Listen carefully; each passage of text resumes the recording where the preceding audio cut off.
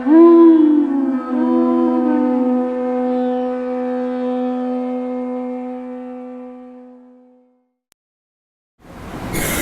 Namo Bhagavate Vasudevaya.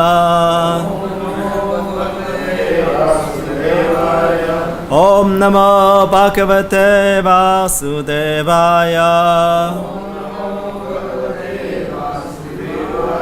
Om Namo Bhagavate Vasudevaya. Hare Krishna. So we read from Srimad Bhagavad-Gita, 15th chapter, text 10. Utkramantam stitam vapi punchanam va gunanvitam vimudha nanupashyanti Pashyanti Jnana Chakshusha Utkramantam Stitam Vyapi Utkramantam Stitam Vapi Punchanam Vagunam Vitam Punchanam Vagunan Vitam Vimudha nanupashyanti Vimudha nanupashyanti Pashyanti jnana chakshusha Pashyanti jnana chakshusha Utkramantam stitam vapi Punchanam vagunanvitam Vimudha nanupashyanti Pashyanti jnana chakshusha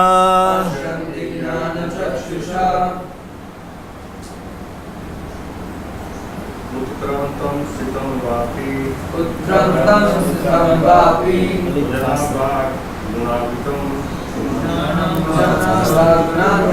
One more.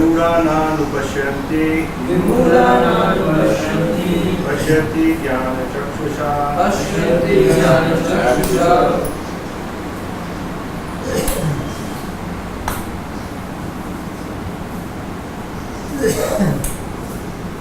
Utkramantam stitam vapi Punjanam vagunanvitam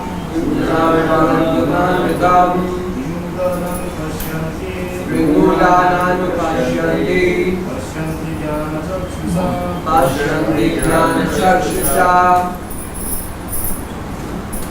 Articles.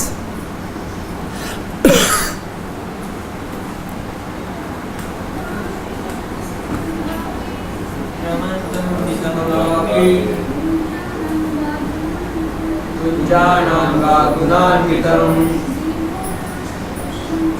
Vimudhanam pashyanti Pashyanti jnana chakshusha Utkramantam, quitting the body. Stitam, situated in the body. Vaapi, either. Puncha, punchanam, enjoying. Va, or. Guna anvitam, under the spell of the modes of material nature.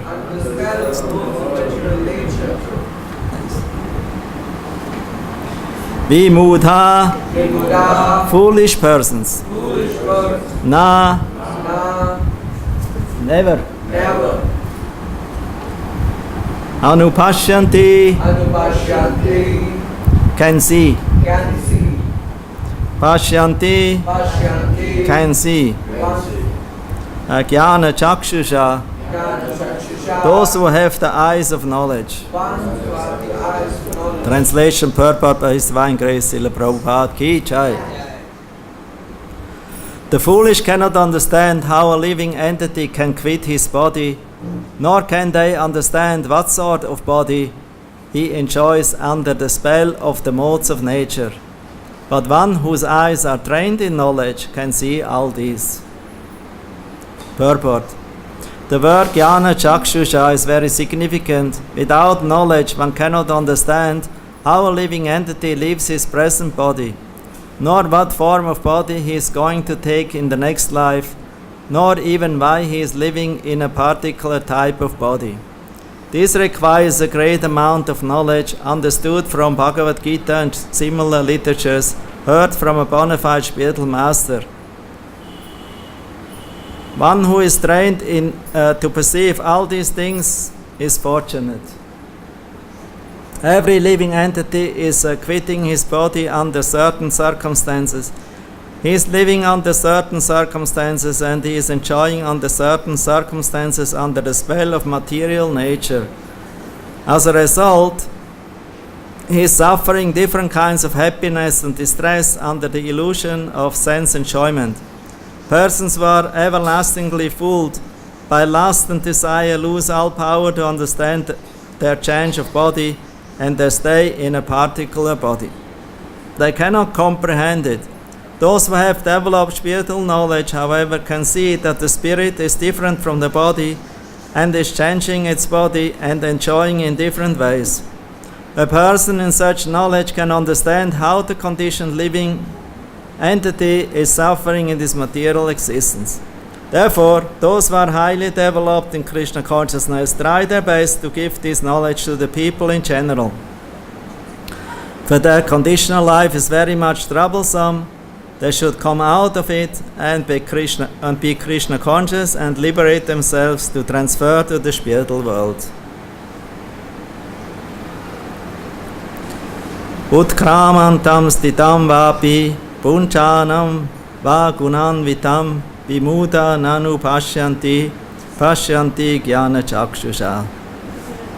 The foolish cannot understand how a living entity can quit his body, nor can they understand what sort of body he enjoys under the spell of the modes of nature.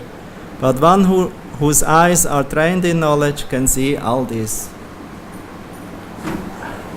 Om Agyati Maranyasya Gananchana Salakyam Chakshurum Militam Yena Tasma Shri Gurave Namaha Sri Chaitanya Manobhistam Stapitam Yena Bhutale Svayam Rupa Kadamayam Dadati Svabhadantikam Vancha Kalpatrubhyascha Kripa Sindhubhyevacha Patitanam Pavanebhyo Vaishnavebhyo Namo Namaha. Jai Sri Krishna Chaitanya Prabhu Nityananda Shri Advaita Gadadhar Shivasadi Gaura Bhakta Vrinda. Hare Krishna, Krishna Krishna, Hare Hare, Hare Rama, Rama Rama, Hare Hare.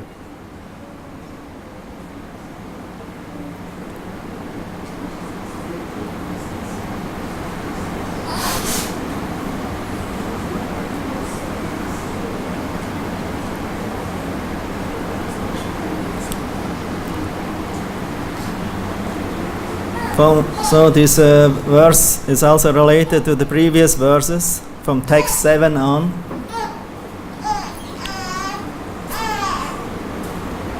Text 7, Krishna quotes a famous verse, Prabhupada many times quotes, Mamai Vamsa Jiva Loke, Jiva Bhuta Sanatana, Mana Shastana Indriyani, Prakritistani Karshati. The living entities in this conditioned world are my eternal fragmental parts. Due to conditional life, they are struggling very hard with the six senses, which include the mind. And then in the verse 8, Shariram yad avapnoti yachchapi utkramatishvara krihitvaitani samyati vayur Gandhan Ivashayat. The living entity in the material world carries his different conceptions of life from one body to another, as the air carries aromas. Thus he takes one kind of body and again quits it to take another one. Shrotrayam chakshu sparshanam cha rasanam granam eva cha avishthaya manaschayam Vishayan upasevate. The living entity, thus taking another gross body, obtains a certain type of ear, eye, tongue, nose, and sense of touch, which are grouped about the mind. He thus enjoys a particular set of sense objects. And then today's verse, Utkramantam stitam vapi, punchanam va gunanvitam, vimuda nanupashyanti, pashyanti jnana chakshusha. The foolish cannot understand how a living entity can quit his body, nor can they understand what sort of body he enjoys under the spell of the modes of nature. But one whose eyes are trained in knowledge can see all this.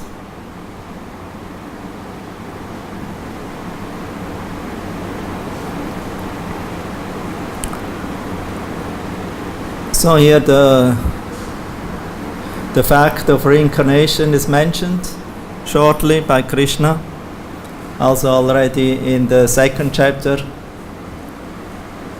Krishna points out about the eternity of the soul.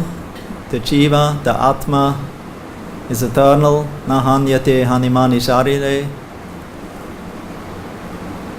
And the body, the material body, with the senses, with the mind, with the sense objects and our possessions, this is all temporary. This is asat. That what is eternal, this is sat. So the living entity, the soul, is eternal, and the material body and this material manifestation is temporary. As we heard last week, in the first 3 verses, the Ashvatthama tree, Ashvatthama Vriksha, is described by Krishna, that this material world is like a tree, upside down, the roots upwards and the branches downwards. And it is, Krishna mentions, this material existence is Ashvatthama. It's Ashvatha tree. Ashvatha means Pipal tree. Pipal means that what is only enduring for one day. And the next day it is finished. It has not a long time. So this material world is exemplified as Pipal. Pipal. That means it is very short. Krishna, he can see this because he is the Supreme Lord. He is above the creation, above the material nature. Therefore he is mentioned in this chapter as Lila Purushottama.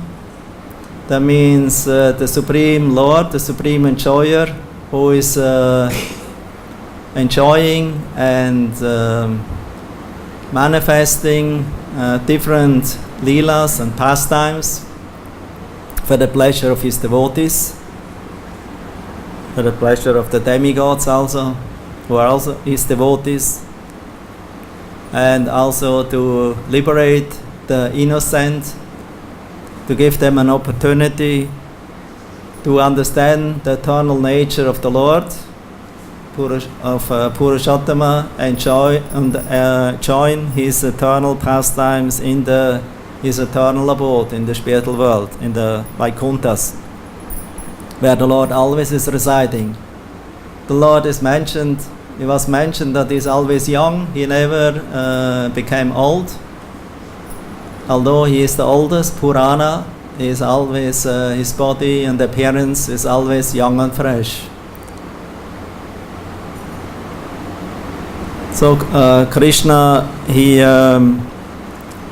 speaks this Bhagavad-Gita to Arjuna, because Arjuna is his devotee, he's faithful, he's friendly, he's not envious. So Krishna wanted to reveal through Arjuna to this world the first understanding that we are not this body, that we are eternal, that we are spirit soul. That is the good news. That is the Prabhupada again and again in his lectures, in his books. This fact is pointed out because many times people feel boring reading Bhagavad-Gita and other books of Srila Prabhupada because he's repeating always the same point. And sometimes they think, oh, it's not so much interesting for me. It has not enough adventures, not enough of new news or exciting news, like in the newspaper. Newspaper always has news of today. In India today, America today, US today, Europe today. But what you can read in that news, it's always about quarrels, politics, anxieties, frustration of the people, and you hear about the nice enjoyment of the superstars, and how nice everything is for them. But of course you hear also other side again, scandals of them, problems of them, divorces and so many problems. So news means actually mostly description of the problems. People don't want to hear about the good news, because when the good news are broadcasted, they fall asleep. It's not interesting. Bad news are interesting. And our mind is trained like that, to hear from the news about the bad news.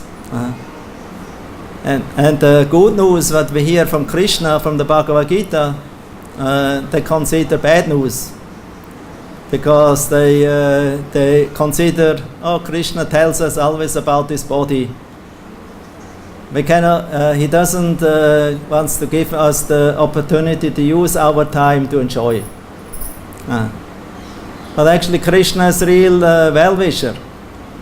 And the spiritual master, the Acharya, repeats just the message of Krishna again and again for us, so that we can understand this fact. We are foolish.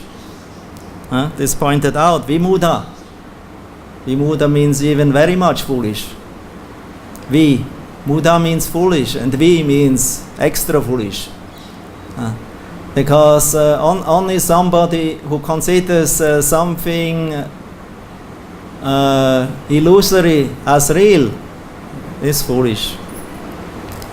So therefore we are all fools in this material world, because we accepted this material world and this material body and our relatives, etc., as our, I and mine. And that's the great illusion, the great foolishness. And that's why we are always kept in this material world in illusion, in Maya, in forgetfulness about our real identity as an eternal servant in relation to Krishna, to the Supreme Lord. So therefore, to understand this eternity of the soul, this is the topmost news and the topmost subject matter to hear and to discuss and to meditate and think about it. There's nothing else more important than to absorb ourselves in this self-realization, who I am actually are, who I are. I'm this body, I'm the mind, I'm this, I'm that. This is Sankhya. And Sankhya, they're analyzing, what I'm this or I'm that. I'm not this, I'm not that. I'm not this and I'm also not that. Ultimately, they come to the conclusion, I'm the eternal soul, because only the eternal soul in relation to the super soul is real. Everything else is also real as long we accept, like a dream. We accept a dream as real as long we dream. But as soon as we wake up from the dream, we realize, it was just a dream.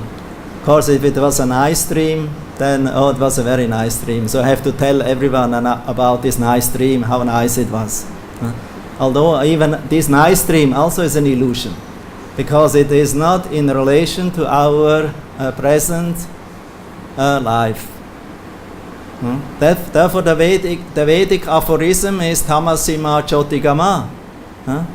Tamasima. Come out of the tamasa, come out of this darkness, of this illusion, of this dreaming stage, and come to the reality. Wake up. Therefore, Srila Bhaktivinoda Thakur, he composed this beautiful song, Chief Jago. So we can maybe sing it together. Chief Jago, Gora Chandra Bole, Kota Nidra Chao Maya, Pisachira Kole, Achibo Bolia Eshe, Samsara Pitare, Pulia Rohile Tumi, Avidyara Bhare, Tomare Loite Ami, Ainu Avatara, Ami Pina Bandhuara, Keache Tomara, Ene Chio Sadi Maya, Nasibara Lagi, Harinama Maha Mantra, Lao Tumi Magi, Pakati Vinoda Prabhu, Charane Pariya, Say Harinama Mantra, Loilo Magiya. That's actually a morning song. One should not sing it in the evening. Whatever, can sing it any time to wake up, because sometimes we sleep also in the evening. Some that are sleeping in the morning, some that at noon, some in the evening, and some at midnight. Some that are awake also around in these different times. So any time, actually this wake up song, Chief Jago, by Srila Bhaktivinoda Thakur, is a song for the waking up the sleeping soul, the Jiva, who is sleeping in the lap of the Vich Maya. That's the meaning here. Lord Gauranga, he is calling. Gora Chandra Bole. Wake up, sleeping souls. Chief Jago, wake up. How long will you sleep on the lap of the Vich called Maya? Maya is sometimes like a witch, because she is not our real mother. We accept her as mother, but actually she is not our mother. Our real mother and father is Krishna. In the material world, the Maya and somebody in this material world is my mother, father, relative, husband, wife, etc., son, daughter. This is all. This is Maya. This is illusion. Therefore, she is a witch. Ultimately, she doesn't give us nourishment. She cannot deliver us from the cycle of birth and death. So we are kept in this material world, and if we are attached to this Maya, illusory Maya, we are forced again to take a new body again and again. For Bhaktivinoda Thakur, he sings, "You have forgotten the way of devotional service and are lost in the world of birth and death. I have descended just to save you. Other than myself, who else is your true friend?" This is Lord Chaitanya's message. I have descended. Besides of myself, the Lord, who other is our friend? Others, they only seem to be friends, but they're actually pointed out by the Bhagavatam, they're failable soldiers, because they cannot help you in the time of the greatest danger. And what is the greatest danger? When we have to quit our body. When Yamaraj or Yamadutas will come. And the time of death is coming, that Kala is coming, and we have to change the body, we have to give up the body. If you're attached to the body, for those who are attached, this is the greatest danger. That no of our friends and relatives can help us. Only Krishna can help us. One time, Srivas Thakur, because they had for 1 year nocturnal kirtan in Srivas Thakur's house, Srivas Anga in Mayapur. Lord Chaitanya with all his associates assembled there, and they had these famous nocturnal kirtans. Here in Vrindavan we have also nocturnal kirtans because it's 24-hour kirtan. So this was started in Lord Chaitanya's time in Srivas Thakur's house. They had this nocturnal kirtan, almost never-ending kirtans, always chanting the holy name and remembering the different leelas and pastimes of Krishna in relation to the name, different names. And Lord Chaitanya told, I will dance here, and I will dance in such a way so that only to my devotees who are very dear to me, they should see my dance. Others they should not see. Nobody who is not my devotee, who is not surrendered to me, they should not be inside of this kirtan room. Chief Chago. They should not be in this kirtan room. They should be outside. So therefore, Srivas Thakur, you take care and lock the door that nobody can enter. But then one time Lord Chaitanya stopped and he told, oh, there's something inauspicious here in the room. Some materialistic person must be here, don't feel ecstasy. So what happened? So they found out that the mother-in-law of Srivas Thakur was hiding herself because she wanted to witness the kirtan. But she was not so much in the internal circle of Lord Chaitanya's devotees. Besides of that, she was woman. So she should not be too much near to Lord Chaitanya in that kirtan. So they found out her and they put her out of the room. And then the kirtan went on. Another time Lord Chaitanya told, oh, something very inauspicious must happen in this room because I don't feel any ecstasy. Then later on the news came that Sriva's son died. So Lord Chaitanya called Srivas. What happened? Srivas told, oh, my son died. Oh, why you didn't tell me? Bring me immediately to your son. I want to see him. Why you didn't call me earlier? Oh, my Lord, I didn't want to disturb your kirtan, your dancing. So Srivas Thakur, for him it was more important, the service to Lord Chaitanya and not disturb Lord Chaitanya in his ecstatic Sankirtan. But Lord Chaitanya insisted, no, you should immediately call me and tell me and bring me to him. So in the event to this dead body of the son of Srivas Thakur, and Lord Chaitanya had the power to call back the soul, the jiva, to the body.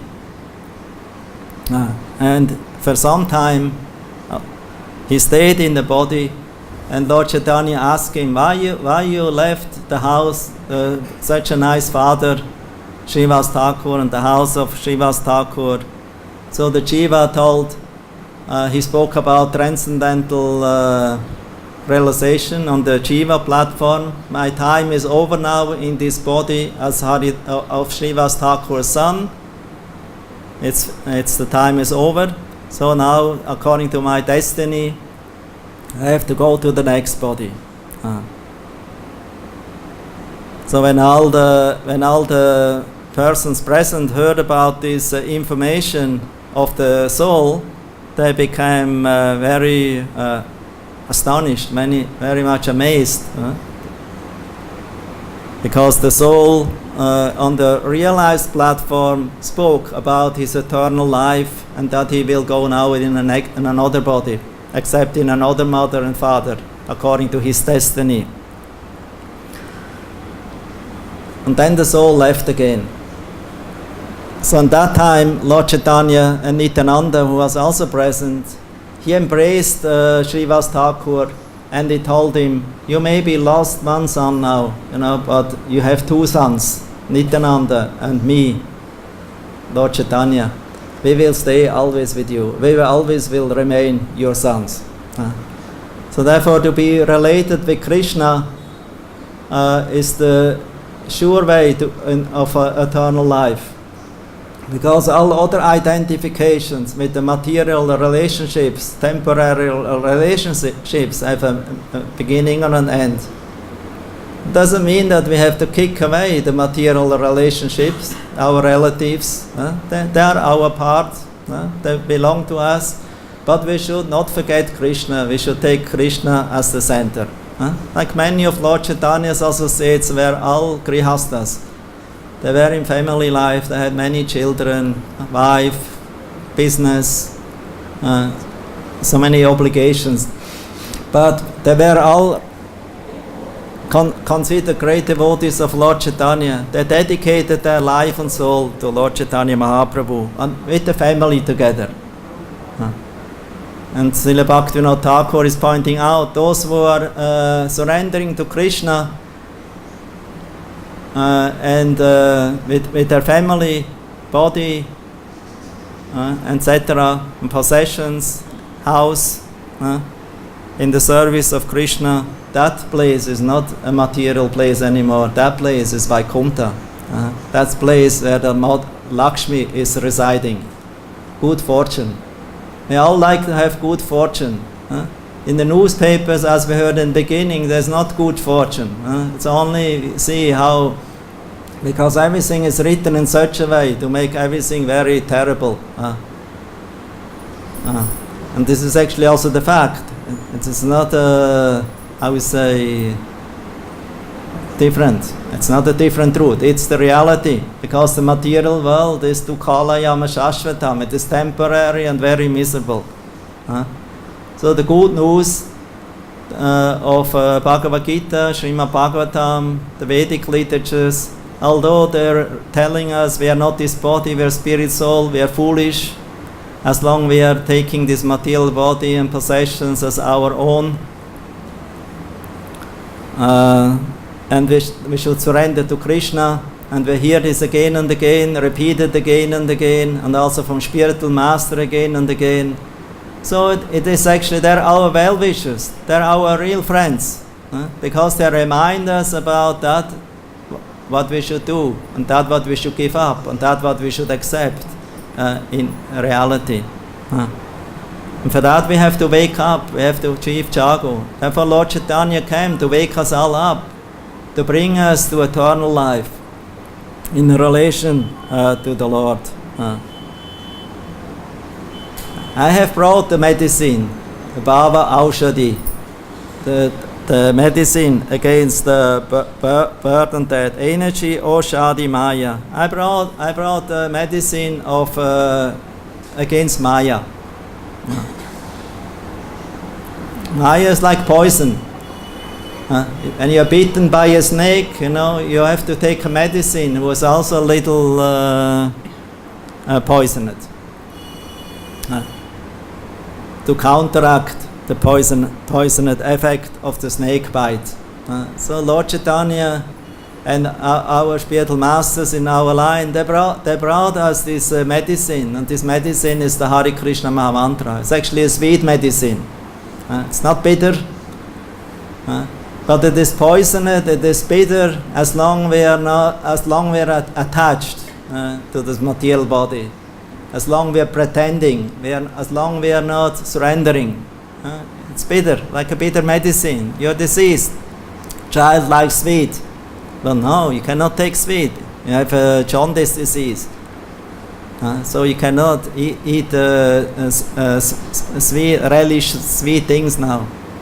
But the holy name is also sweet. And this kind of sweet we should always take, so that we can ultimately overcome our jaundice disease, to come to the taste, to rasa in relation to Krishna. We are all after rasa. We are all after mellows, after relationship, after enjoyments, but we are looking in the wrong place. So Lord Chaitanya and his messengers, they bring us this good news, to come to chanting of the holy name and take this medicine, energy, Oshadi Maya, Nashi Baro Lagi, Harinama Mahamantra, Lao Tumi Magi. And Bhaktivinoda Thakur, he humbly begs. Bhaktivinoda fell at the lotus feet of Mahaprabhu, and after begging for the holy name, he indeed received that Mahamantra. So we have to beg. We are beggars, so we have to beg the Lord to chant for the pure name, not the shadow name, not the aparada name, but the pure name, the sweet, holy name of Krishna. But as they say, as long we are attached to the material things, we cannot relish the Premanam, the sweet holy name, who is not different from Krishna. So we cannot relish. And we cannot relish the topics about Krishna, although they are very sweet. Krishna is sweet, Krishna's name is sweet, Krishna's pastimes are sweet. And Krishna's message is also sweet. But for the materialists, sometimes they consider this is boring or is something disturbing my privacy, my enjoyment. So I don't want to wake up. Let me be asleep. Let me keep my dream. Don't be violent on me. Don't make me up now. But still, the devotees, they try their best, because that's the message. This is our mission. We have to try to wake up, even the people don't like to hear it. Some they will like to hear, but we have to try to repeat it. Of course, if somebody is insisting, keep me in peace now in my maya, in my illusion, in my dream, then one let them there. Because Krishna says we should not disturb and make people who are not faithful by preaching them about this truth, that we are eternal spirit soul, eternal servant of Krishna, that we are not this body, give up sense gratification and give pleasure to Krishna and enjoy with Krishna. They don't want to hear it. And sometimes, therefore, the devotees, they understand this, and because Krishna says we should not disturb them. They have to go through their life and then ultimately come to realization after many, many lifetimes. But now we have the opportunity in this lifetime to wake up. This is the gift what Lord Chaitanya and our Acharyas and what Srila Prabhupada has brought us.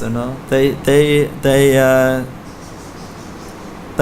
brought us this happy message, that we are eternal servants of Krishna, and that we can make our life perfect in this life, right now, by chanting the Hare Krishna Maha Mantra, by regularly hearing from the Bhagavad-Gita and from Srimad Bhagavatam.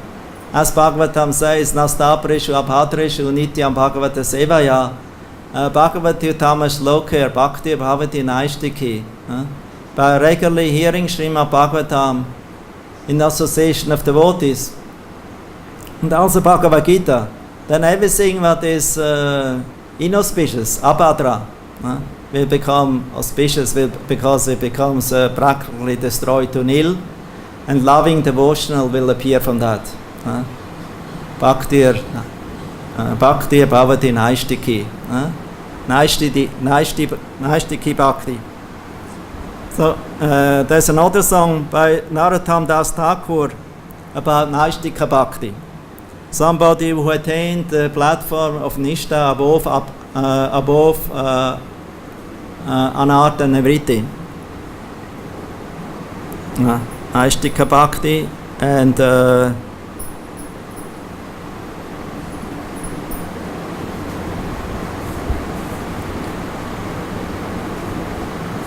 because only on Naishtika Bhakti, after Naishtika Bhakti, we can surrender to Krishna fully. As long we are not above Anartha Nivritti, about bad habits appearing from our program, from the mind, from this life, accumulated from this life and from previous life, we cannot surrender to Krishna, Sarvadharma Parityajam, and enter into rasa with Krishna, who is always stiti, sthayi, eternal, steady. So therefore, Narottam in Prema Bhakti Chandrika, Narottam Das Thakur, he gives an example of Hanuman. Hanuman is a good example of Naishtika Bhakta. He says, be continuously engaged in the path of devotional worship and be attached to glorifying the pastimes of Krishna in Vrindavan. This process of devotional service is known as steady devotional service, Nishta Bhakti, or Naishtika Bhajan. The prime example of this is Hanuman, because Hanuman, he prayed, Shri Nate Chanaki Nate Jabeda Paramatmani Tatapi Mana Sarvasvam Mama Sarvasam Rama Kamala Lochana. Although Sri Narayana, Srinath, and Sri Ram, Janakinath are the same Supreme Soul, Paramatma, still the lotus-eyed Sri Ram is my all in all. So you see in Hanumanji, he's fully fixed in Ram Bhakti, Ram Nishta. His faith is fully in Ram. Somebody has faith fully in Ram, somebody in Krishna, somebody in Lord Narayana, Lakshmi Narayana, Sita Ram, therefore they worship Sita Ram, Lakshmi Narayana, or Radha Krishna. Somebody who has faith in Lord Nrsingadev, as the half man, half lion avatar, or another avatar, and dedicating their lives fully to the lotus feet, to the service of the Lord. So they are very elevated devotees. They don't waver away from the attention of service to the lotus feet of their Lord. And Hanuman is a very good example. Although many times he was tested to become Krishna Bhakta, because Krishna Bhakti has more rasa, more mellows than in Ram Leela. But ultimately, after he contemplated about it, the next day he thought, I cannot do that. I have to dedicate my life. I dedicated my life already to Ram, and I will stay to Ram all the time, even although I know that Krishna and Ram is the same, or even that in Krishna Bhajan is even more mellows as in Ram Bhajan. But still, I will keep going with my service to Lord Ramachandra. Narottam Das Thakur, describing Naishtika Bhakti or Bhajan, he goes on. Those who worship their divine couple float in the ocean of Premananda, and the inhabitants of the three worlds worship such persons. The Devas and the Pitris become greatly pleased and shower their blessings, saying, well done, well done. And Vishwanath Chakravarti Thakur in the purport, he points out, one who worships Sri Krishna giving up the worship of the Devas actually pleases the demigods and forefathers with this unalloyed devotional service.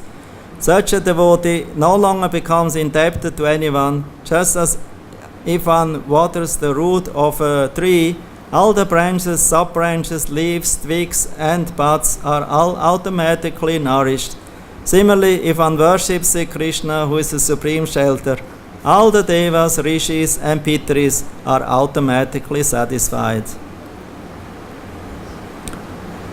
Then Narottam Thakur, he continues, one should not reside in ordinary places and enjoy material objects, like in one's house or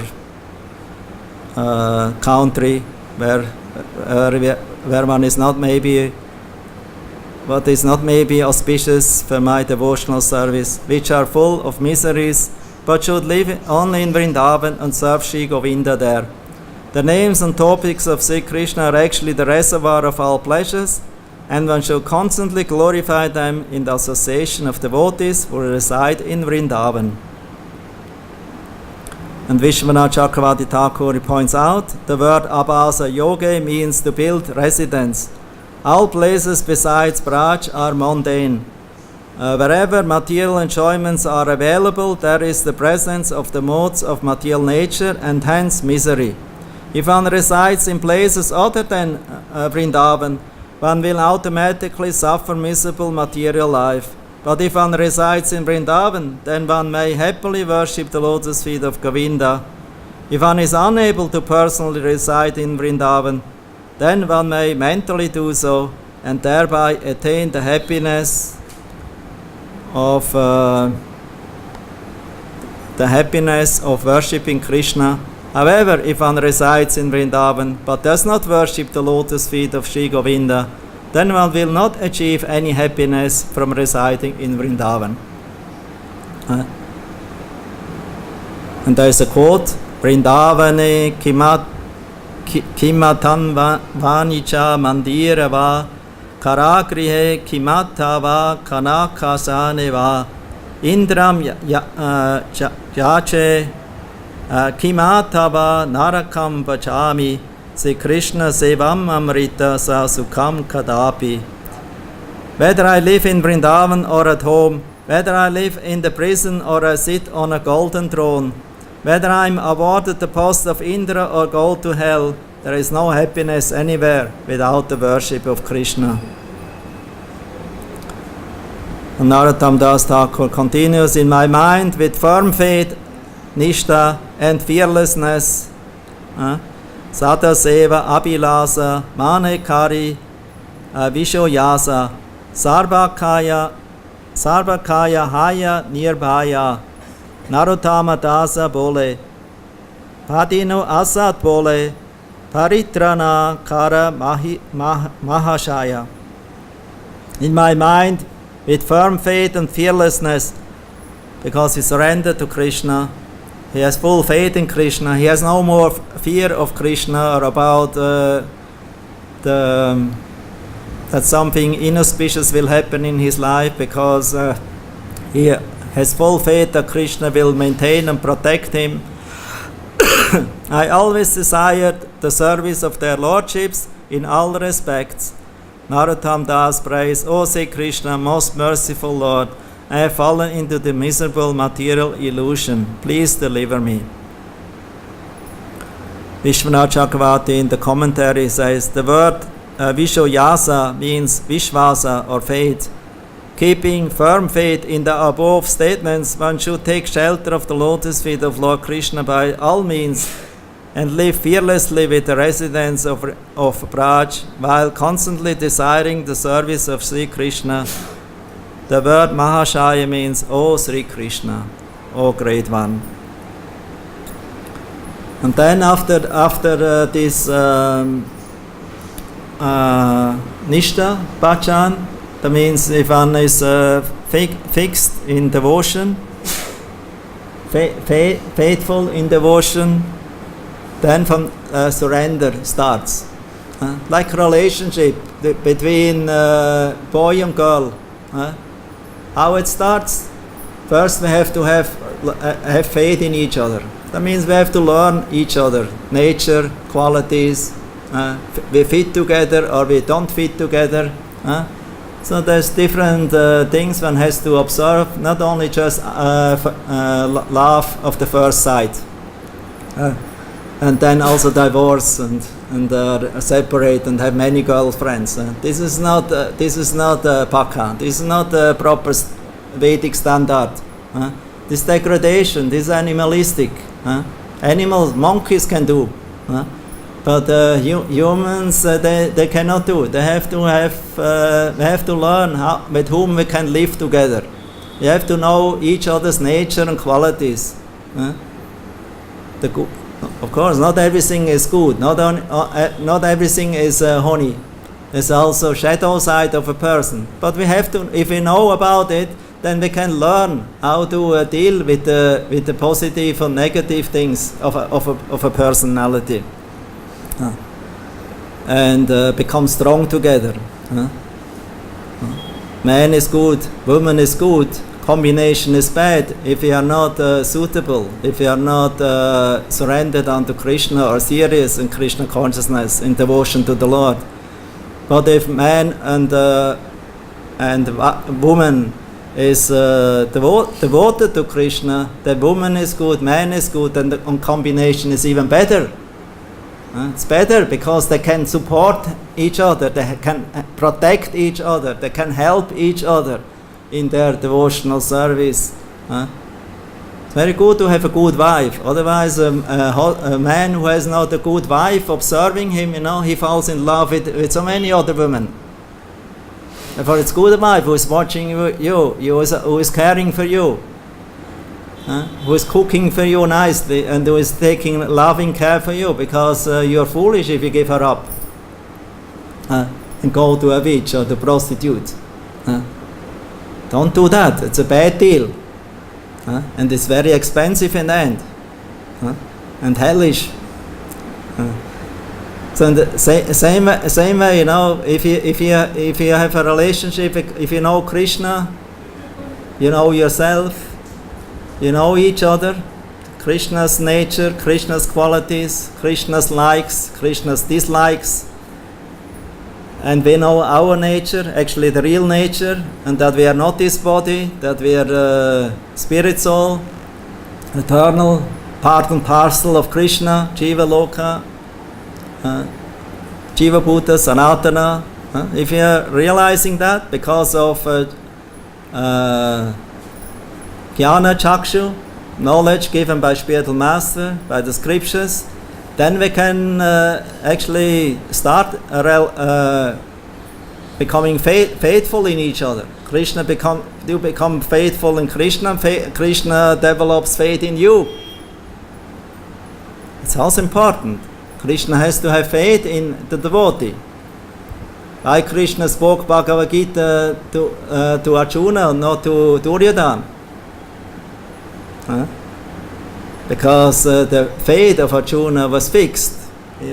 He was a Naishtika Bhakta. He was a fixed devotee. He was a friend devotee. Trustworthy person. He was fully surrendered to Krishna. And therefore Krishna had trust in him. And Krishna revealed this knowledge, even very confidential knowledge, to Arjuna. Because he knew Arjuna will not do something bad or ill-motivated or for his only personal benefit. He will do it. It will be in the proper hands for the benefit of the whole world. Therefore, only if we have faith, if two persons want to love each other, we have to have first faith in one another, sincerity and qualifications and nature. And then we can learn how to engage in surrendering, Atma-nivedana. Then we can surrender. So therefore surrender is not in the beginning. In the beginning we have to learn how to become faithful.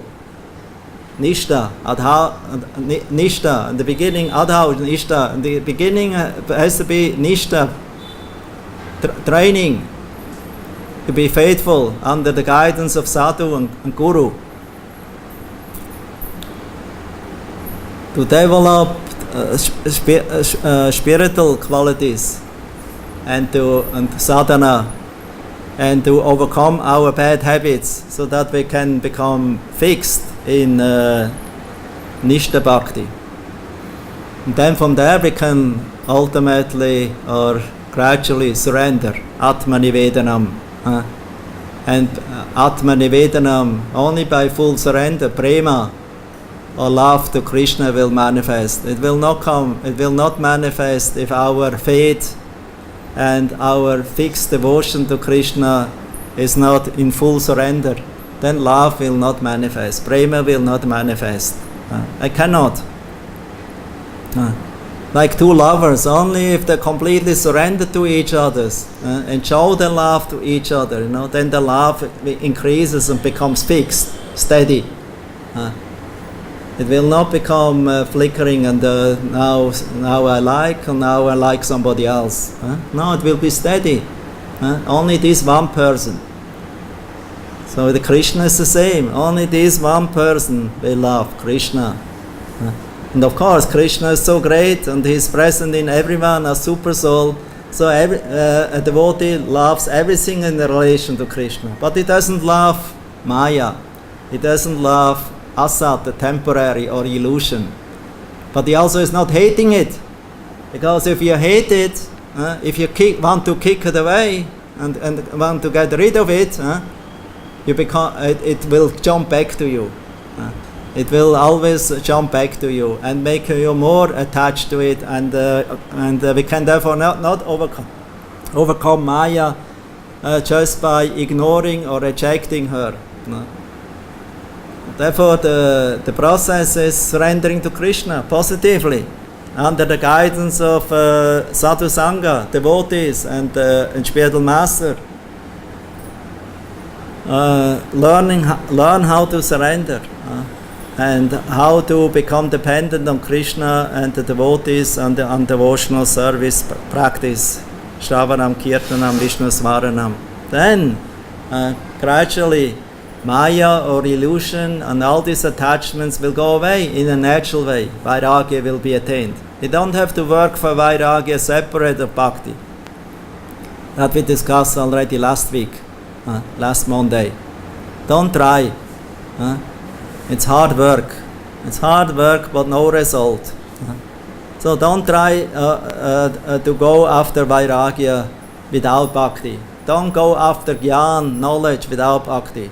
Don't go after karma, fruitive activities, without Bhakti. And use it in Bhakti, in relation with Bhakti. Then automatically everything will come. So that we should try to do. And even if you're more become convinced about Krishna, you're not even striving for Vairagya, Jnana and Karma.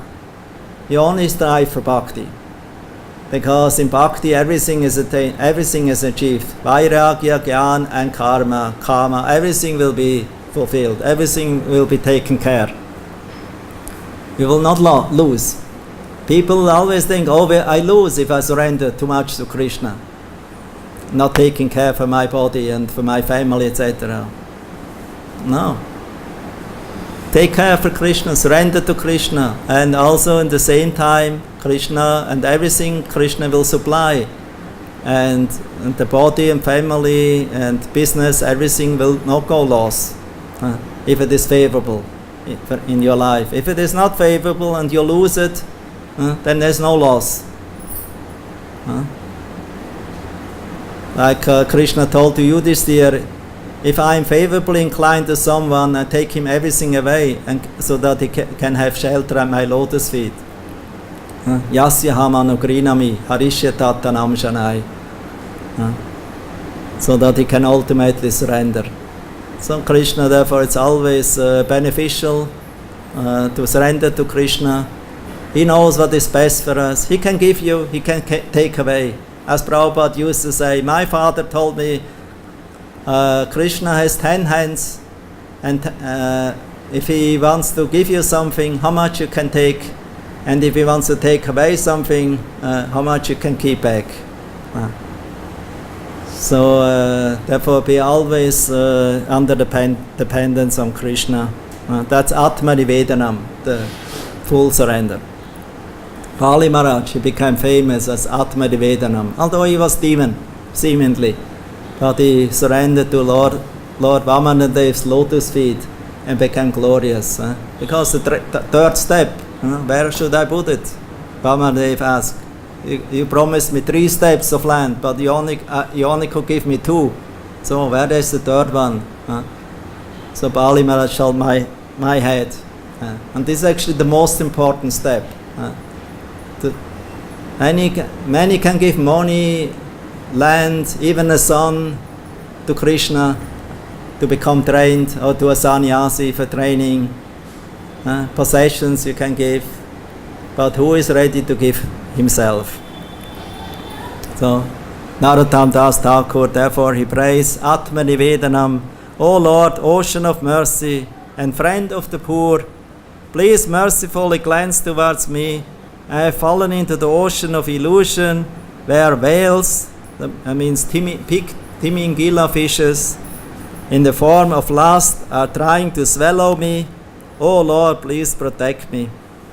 Since my birth I have committed unlimited offenses and have not worshipped you without duplicity. Nevertheless, you are my only shelter. O Lord of my life, please do not neglect me. There is no one more fallen than me. O Shyam, you are known as the savior of the fallen. If you neglect me, I have no alternative. Even if I am an offender, you are my only shelter, just as the husband is the only shelter for a chaste wife. O Lord of my heart, please hear my prayer. You are the Supreme Lord, please do not neglect me. Even if I commit offenses, still you are my only protector. Please accept me as your insignificant servant. My heart is pierced by lusty desires, and so I do not know what is beneficial for me. I cannot vanquish the material desires in my polluted mind on my own. O my Lord, you are the wish-fulfilling desire tree, Kalpataru. Please accept and purify me, and let everyone see your great mercy. O my Lord, please look throughout the three worlds. There is no one more fallen than me. Be celebrated as Narottam Pavana, the savior of Narottam. Throughout the three worlds of birth and death, let it be known that Lord Shyam is the deliverer of the fallen souls. Therefore, O Giridhari, make me your own servant. O Lord, please make this miserable Narottam happy by inspiring me to perform Sankirtan. My greatest fear is that I will not be able to surpass the impediments on the path of devotional service. Hence, I pray to you constantly. And Vishwanath Chakravarti points out, Antaraya, in the song, Narottam Bada Dukhi Nata Morakara Sukhi Tomara Bachana Sankirtane Antaraya Nahi Chaya Eta Parama Bhaya Vedana Karon Anukshana. Antaraya means the impediments on the path of devotional service in the form of deep absorption in bodily activities, etc. So this deep absorption in the bodily activities or in the bodily conception, although we're actually in devotional service, is a great impediment on the path of surrender. Therefore, like Narottam Das Thakur, we should always try to meditate and absorb in this bhajan of their prayers of this of Narottam, Bhakti-yoga Thakur, Narottam Das Thakur, Govinda Das. Srila Prabhupada himself is also very poetic and also composed many nice prayers to the lotus feet of Krishna, to be dependent on him. So these songs, they're actually not different from the Vedas. So by reciting the self-realized soul's prayers will help us to absorb ourselves in their mood, so that we can become benefited and float on the waves of the consciousness of these great souls. This is the benefit to hear from the self-realized souls' prayers and words. They pray as they for us, by putting themselves in the position. Because even a pure devotee, he never thinks, I'm liberated, I'm safe. I don't have to be afraid of Maya. No, everyone can become at any time become victim of Maya. It's nothing for sure. So therefore the devotee always humbly depends on Krishna and prays to him. Only by your mercy, my Lord, if you give me, if you protect me, if you maintain me, if you take care for my life, then I'm safe. I have no faith in my own strength, in my own way of life, because I know the mind and the senses, they can wavering away, slip away at any time and go again in touch with the Maya, with illusion, with darkness. Therefore, my dear Lord, please keep me always safe in the shelter of your lotus feet. That means in the shelter of your devotees, spiritual master's instruction. And never forget these instructions. These instructions is our daily meditation, our daily nourishment, our daily food. So, Hare Krishna. I'm stopping here. Maybe some question?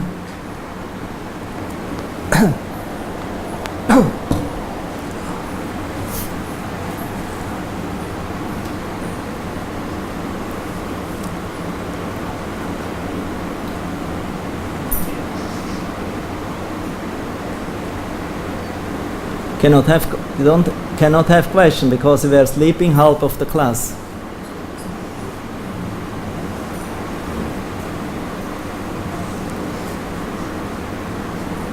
You always have a good question. No, I listen everything was.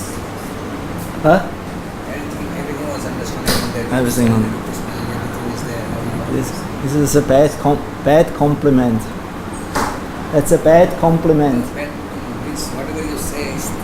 Stillness may be a question. If the lecture will be good, there will be a good one good question at least coming out.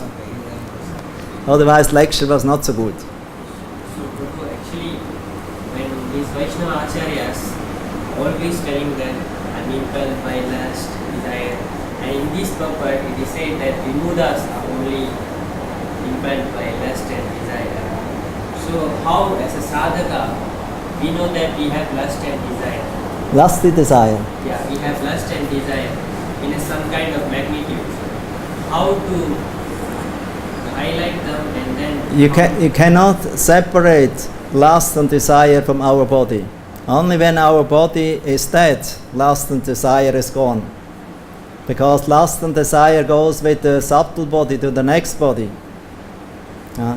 It's like a subtle program, you know. So therefore, whatever consciousness you have in the time of death, or what you cultivate in this lifetime on desires and lust, you know, it will bring you to the next body. That will give you the next body. So it is not the destiny who is ugly to us or bad to us to give us the next body. It's you who create the next body by your consciousness. That we have to understand. That's the point here made by Krishna. It is we who make the next body. We create the next body. Therefore, it's also we who are if we are surrendering to Krishna, who can actually destroy the seeds, the program for the next body in our heart. This aparapta karma. Now we have parapta karma.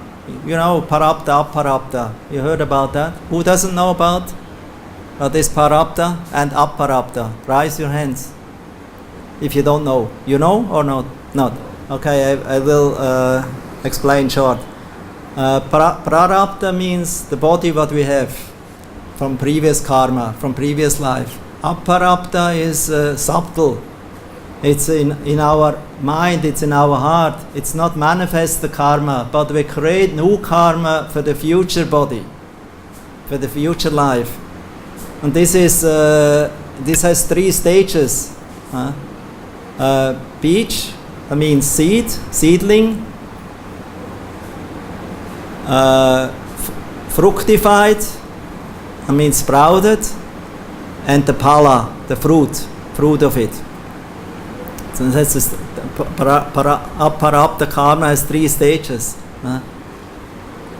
And this will lead to prarabdha karma, to our next body. So next life you will have a new prarabdha karma, what you actually created in this life. In subtle way, you take with you to the next body. This is called aparabdha karma. But Padma Purana, the statement, Prabhupada often quoted in the Gita and other places, that if one engages in bhakti-yoga, that means in devotional service, then this aparabdha karma will become destroyed. It will be burned. And if aparabdha karma is destroyed, in the end, when this prarabdha karma of your body is finished and you have no new karma, what will be? That means you will go, either you become liberated or you go to Krishna.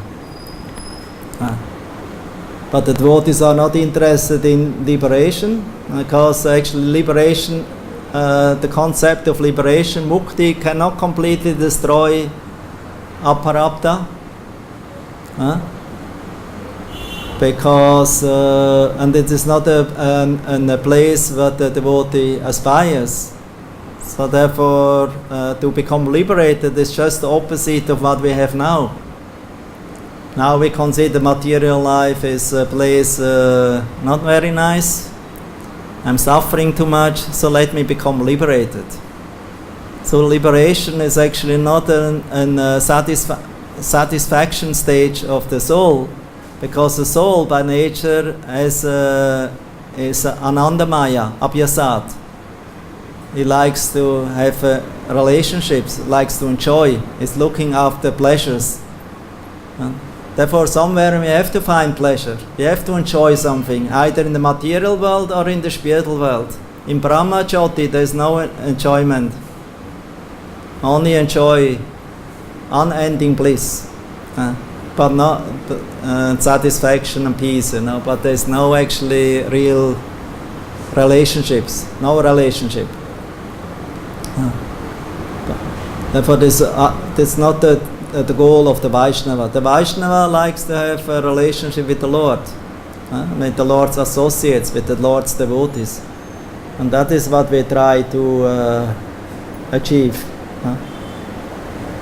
to develop through this sadhana bhakti, to learn how to engage our senses and mind and possessions in the service of Krishna under the guidance of spiritual master. So this is, and the spiritual master is expert to engage our lust, our nature, our greed, our achievements, our qualifications in his mission, in his service. So in this way we become purified, and lust ultimately turns into prema. What is lust means that what we enjoy ourselves. What is prema is that we do purely for the satisfaction of Krishna. Like the gopis here in Vrindavan, Radharani, tomorrow appearance day. Radharani, she is considered the best of the servants of Krishna, most dear servant of Krishna. Why? Because she completely dedicates her life, everything, her love, her household, her everything, she gives to Krishna. She has no privacy, she has no private enjoyment. Her enjoyment is only Krishna's enjoyment. And when she sees Krishna happy, then she is happy. If she sees that Krishna is unhappy, then she is also unhappy. Therefore she is Parama Devata. She is the supreme worshipable personality, because she is so purely dedicated to Krishna that Krishna himself also, nobody is more dear to Krishna than Radharani. Because only somebody who has more qualities than himself is dear. Krishna can, dedicate himself to that person. Because Radharani has so many wonderful qualities of devotion, devotional love in relation to Krishna, that Krishna feels attracted to her. And only actually by becoming a servant of Radharani, by following Radharani's mood of service to Krishna, selfless, only for Krishna's satisfaction, even in spite that I'm not so happy or in difficult situation, or have to suffer sometimes. Still, my satisfaction, giving satisfaction of the Lord is on primary stage. My own satisfaction or dissatisfaction is not so much, is not important. Aslisiva padarata ratatamam adashamarma hata korotu va yatatata vavidatu lampato ma prananatas saeva napara. Super. Radharani prays. Lord Chaitanya revealed Radharani's mood. How she prayed to Krishna, to be all, despite of all happiness or suffering she has to go through in relation to Krishna, let Krishna always be my life and soul, my Lord of my life, Prananath, whatever may be. So therefore the devotee who is following, who becomes a servant of the servants of Radharani's servants, they learn, how to engage things in the service of Krishna, even their own lust, to love Krishna, to satisfy Krishna. And that lust is actually not lust or karma in the material sense, because that karma binds you to the material world. It's like rusty iron. But prema, it's like gold. Gold and iron is both metal, but you cannot compare them with each other. Cannot go on the market with iron here in Loi Bazaar. You don't get much money for it. But with gold, every gram they give you so much.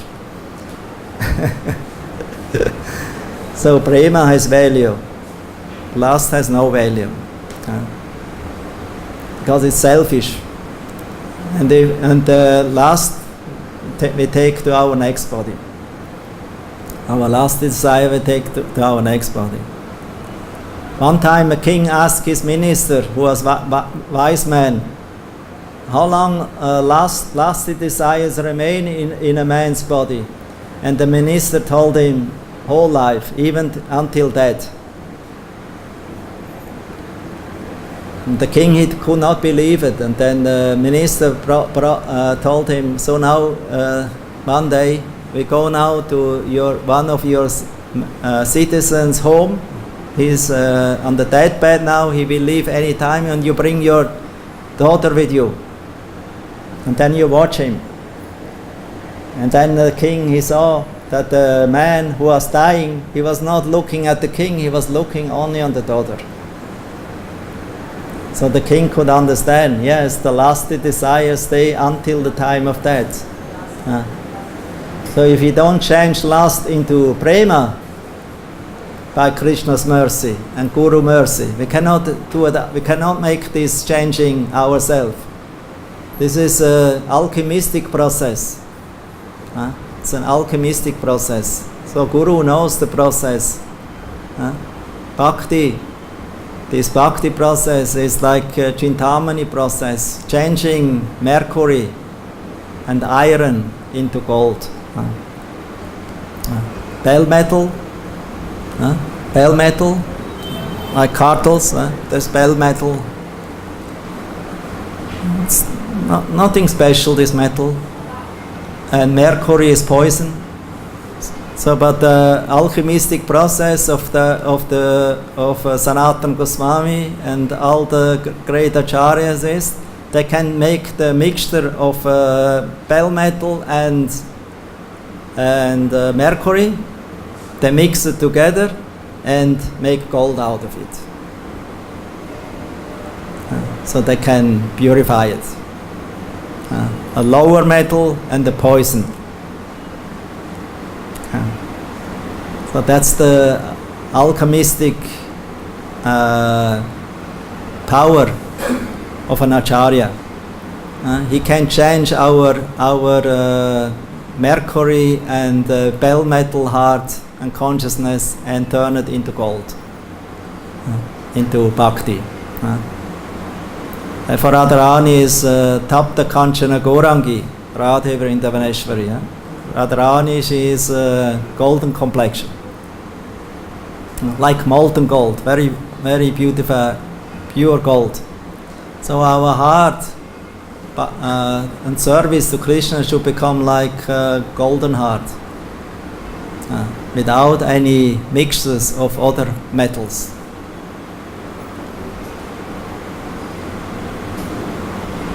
And we should not be discouraged now that I still have, I'm not on this platform. Just keep going.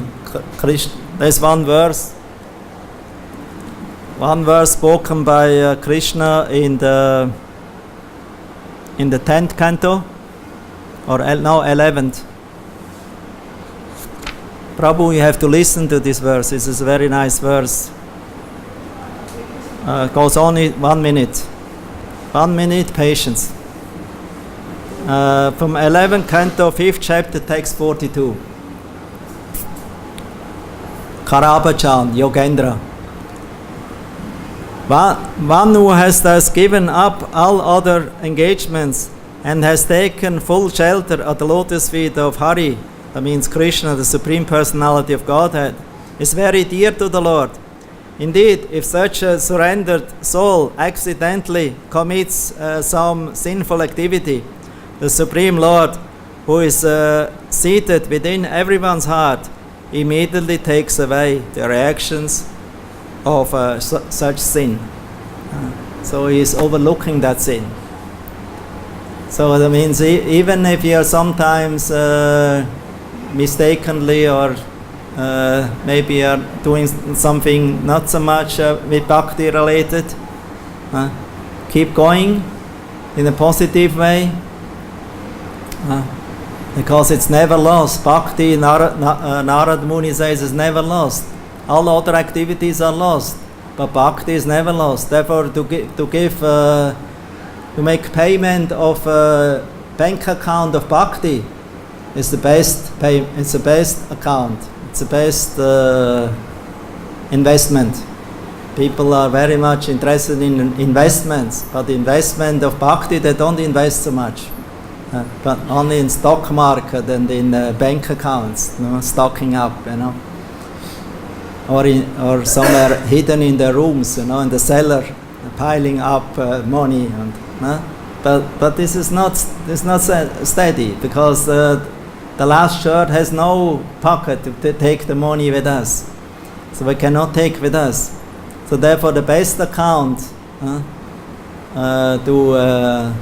to keep our reserve is to put on the bank account of bhakti, devotional service, because that is never gone in this life and the next life. It's eternal. It's never. We maybe forget, but Krishna not. And Krishna is in everyone's heart, so he always guides us in future lives, so that we can stay in the bhakti process.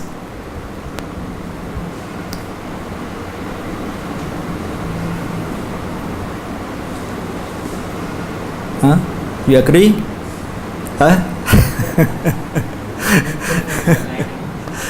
You agree?